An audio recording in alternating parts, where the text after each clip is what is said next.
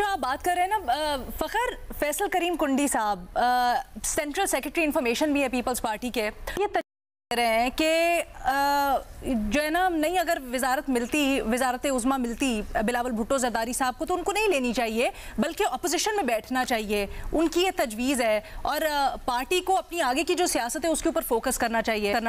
ये किस हद तक अच्छी तजवीज़ है, नहीं अच्छी तजवीज़?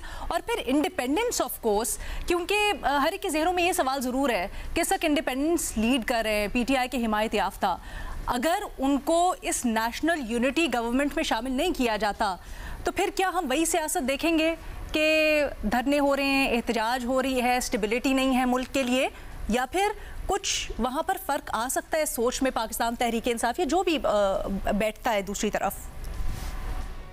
अलीना, मैं आपके सवाल की तरफ आता हूँ, अगर मुझे सिर्फ 1 मिनट इजाज़त दें। कल से मैं देख रहा था सोशल मीडिया के ऊपर, हम पिछले 4-5 दिनों से ये बात कर रहे थे डिसइंफॉर्मेशन, मिसइंफॉर्मेशन के हवाले से।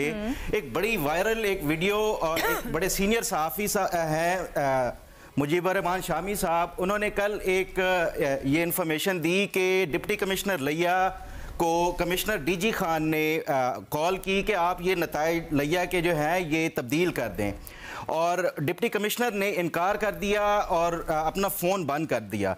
तो ये इतनी ज़्यादा वायरल हुई ये जो था उनका मुजीबर रहमान शामी साहब की जो वीडियो थी, उसके बाद काफ़ी सारे और सीनियर सहाफ़ियों ने भी उसको सोशल मीडिया के ऊपर आगे शेयर किया, वायरल किया।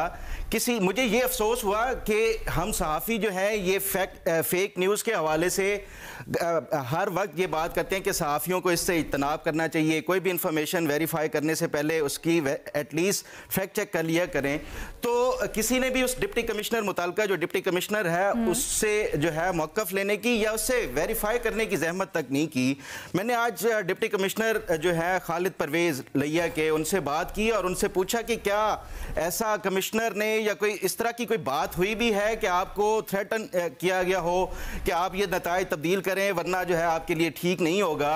मेरे पास उनका रिटन जवाब है। उन्होंने कहा ना तो मुझे मुजीबर रहमान शामी साहब ने रब्ता किया कि एटलीस्ट ये एक नेशनल टीवी के ऊपर इस तरह का वो इंफॉर्मेशन देने से पहले वो वेरीफाई कर लेते मुझसे, तो ये अच्छा होता। तो मैं समझता हूँ ये हम सहाफ़ियों की जिम्मेदारी है, इस तरह के मौके के ऊपर हम कोई भी इंफॉर्मेशन दें तो एटलीस्ट उसको वेरीफाई कर लिया करें।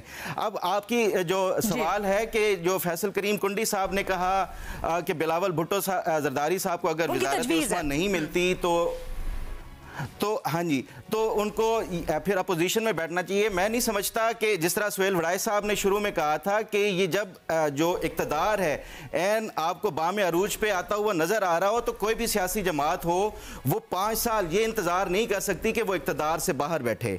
तो ये चाहे पीपल्स पार्टी हो, मुस्लिम लीग नून हो, MQM हो, ये तमाम तर जो सियासी जमातें हैं ये 2-4 दिन, जैसे आज़म नज़ीर तारड़ साहब ने भी कहा कि आप 2-3 दिन हमारे लिए और लोगों के लिए सस्पेंस रहने दें, ये सारी चीज़ें बेहतर हो जाएंगी।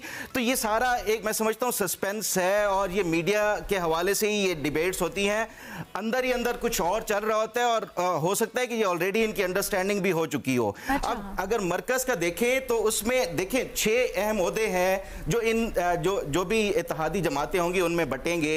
एक सदर का होगा, एक वज़ीर आज़म का होगा, चेयरमैन सेनेट और डिप्टी चेयरमैन सेनेट, इसी तरह स्पीकर और डिप्टी स्पीकर नेशनल असम्बली का। ये तमाम आपस में ही ये कोई फार्मूला होगा, जो भी होगा। कायरा साहब ने भी कहा कि हम ये जो चीज़ें हैं ये मीडिया के ऊपर करने की नहीं होती। तो ऑब्वियसली है कि ये तमाम सियासी जमातें इसके हवाले से वर्किंग भी कर चुकी होंगी और ये भी हो सकता है कि इनकी पहले ही अंडरस्टैंडिंग हो चुकी हो।